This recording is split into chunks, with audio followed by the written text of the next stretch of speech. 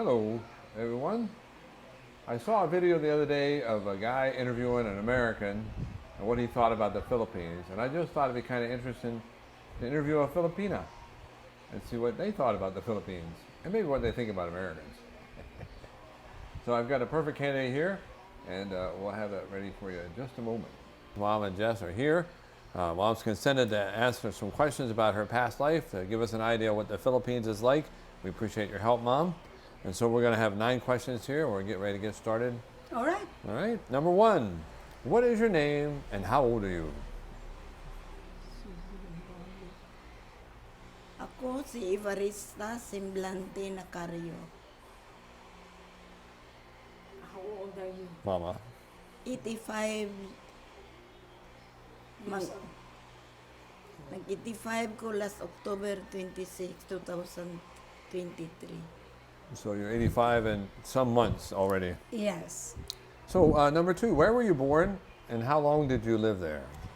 Diin man ka nataw ma o pila man kakatuig nagpuyo atong imong yutang natawhan. Nataho ko sa Pardo, Cebu City. Pila ka tuig kagapuyo sa Pardo. Nagpuyo ko din na, gikan sa pagkabata, hangtod nag 35 years old ko. So my mom said she was living in Pardo, Cebu City, where she was born.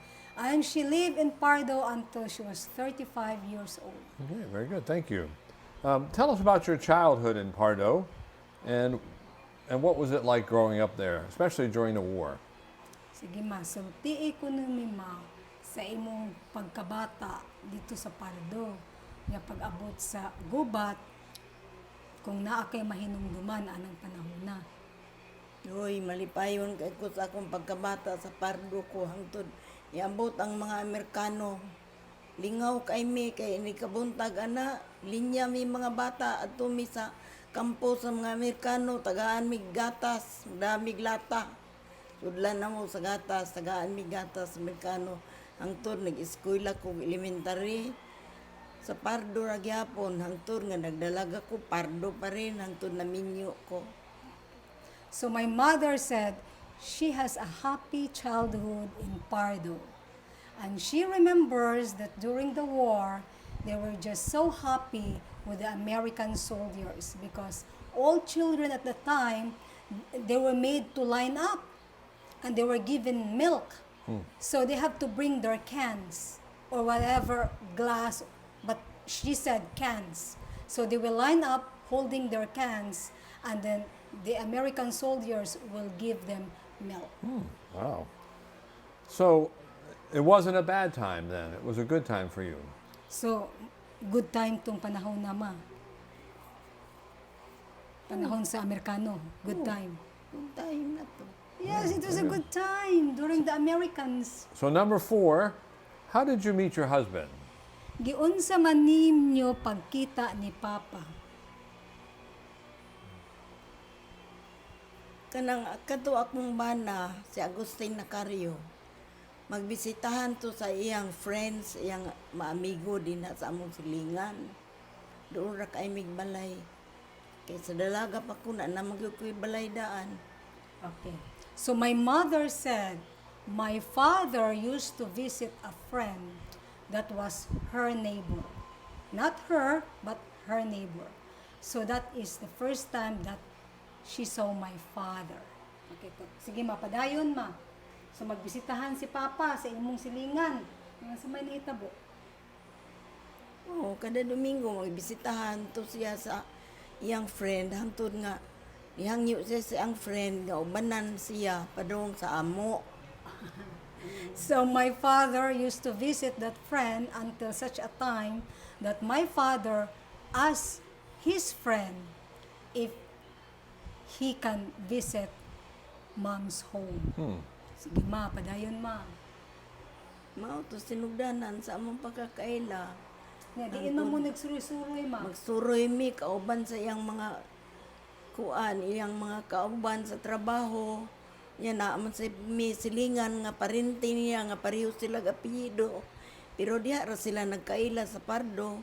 Uto kuyog-kuyog na mo, manamig tabunok, mananga bridge, kay under construction pa na itong panahon na ang mananga bridge. So that was the start of their friendship, you know.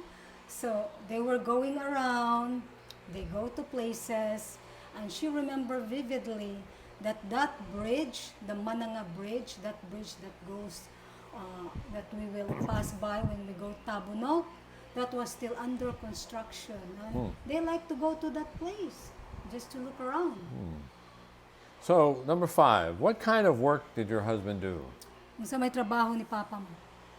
Nasa sa construction kay ang iyang father kuan man mo dalas construction kay kanto si tatay murag civil engineer man to na mao to say contractor nya ang trabaho to ang akong kuan si Agustin diha niya. So, Mom said that my father's father, who is my grandfather, was a contractor. So my father was working under him in construction. Okay. What was your husband like? What was he like? Unsa may imong ikasulti parte ni Papa ma kanang iyang bayhon, ang iyang katangian, unsa man siya? Ang akong bana si Agustin kuan siya kanang hilumon nga pagkatao dili kay siya matabil. So, he's a very quiet man. So aside from being quiet, hilumon, unsa pa ma? Guwapo, Handsome. black, tall and handsome ang akong bana. Tall, dark, and handsome. He was tall, dark, and handsome. All right, loves. All right. Number 7. Oh, number 6. What kind of work did you do, and how did you get into that work? Unsa may klaseng trabaho nga imong gibuhat unya giunsa man nimo pagsugod anang trabaho? Kanang matanon pa ko, tingali mga 14 o 15 years old ko. Nagtrabaho ko usa ka shirt factory. Manaod lang mig butones, hangtod kamao ko magsikad og makina. Nagkat-on ko manahi. So my mom said maybe she was 14 or 15 years old. She worked in a shirt factory. In the factory, she do like putting on buttons, and then eventually she learned how to operate the sewing machine. So that's how she started. But she had her own business, correct? No, not yet. No, She- but yeah, talk about that a little bit, please. Oh, okay, Yeah. so pagkahuman nimo ma sa factory, unsa may nahitabo nga kamao namang kamanahi? Nagdawat na kong tahi din sa akong balay kay nakapalit man sa kong makina. So mom started her own business. She was able to buy a sewing machine, so she no longer works in the factory, and then she is now accepting dresses that she can sew Very for good. her customers. So So she's now in this business. she's an entrepreneur. Yes. Yeah. Okay, number 7. How many children do you have? Grandchildren and great-grandchildren? Pila ka buk imong anak, imong apo, o imong apo sa tuhod? Ang akong mga anak, 5 sila kabuo. 2 ka lalaki o 3 ka babae. Apo? Ang akong apo, 13 kabuo. And the young ones is 10 years old. Tuhod? Ang akong apo sa tuhod, 17 kabuok. 8 months lang diyang yon. Okay, mom said she has 5 children, 2 boys and 3 girls. And then, I'm the 4th. And then she has 13 grandchildren. And she has 17 great-grandchildren. Very good. So, what words of wisdom do you have for the young people today growing up? So, maunsa may gusto nimong isulti sa mga batan-on ron, kana bang mga pulong sa kaalam? Ang kani ako mga apo nga ni adin hidol na ko. Especially ni ako mga apo sa tuhod. Labi na ng mga babae, ako gina silang sultihan. Na dili magkiat-kiat. Kaya wala gyud padulungan ng mga babaeng kiat. Okay, she said, especially her grandchildren, especially the girls, she said that she told them to behave properly. Be good. What else? Unsa pa ma? Ang mga apo nako nga sa tuhod nga mga lalaki, mao gyapon ako istorya dag magminal dito. Dili magminal dito. Patuo kung sa isultis ginikanan. So for the boys, he said you have to obey your parents. Well, that's good Obey advice. what they tell you to do. That is very good advice. All right, the last question I'm going to change. It's going to be a two-parter. The first part is, what events in your life really stand out to you that are really significant in the past, and what does she attribute her long life to? Okay. Kanang ma, unsa may murabag lantaw ka sa miagi ba? Unsa may panghitabo sa imong kinabuhi nga kana bang dako kay kalabutan kung unsa ka karon?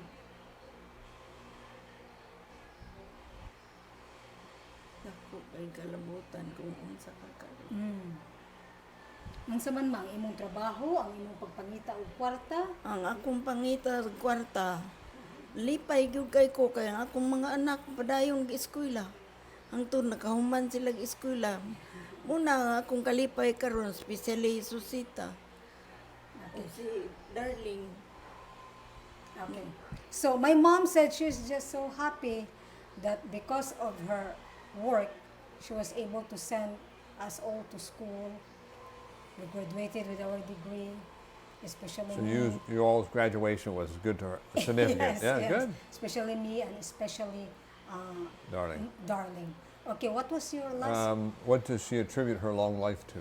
Ngano, unsa may imuhang ikasugyot ma, haron ang mga tao pareha nimo moabot og 85. Magbantay sa pagkaon. Oh, watch what you eat. Dili magkaon sige daghang mantika. Don't eat a lot of greasy food, Mark. Stay away from that, Mark. The burgers. You're the one feeding me. Magkaon ng green and leafy vegetables. Vegetable, Mark. The bitter gourd. Kamunggay. The fruits, especially kamunggay. Tinuod. And fruits. And what else, Ma? For the soul.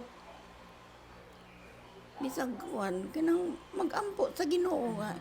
Ihatag kanunay ang mayong panglawas. Okay. Pray to the Lord that He will give us a healthy life. Yeah. Thank you very much, Mom. We appreciate you doing this for us. Salamat, Ma. All right, folks. There you go.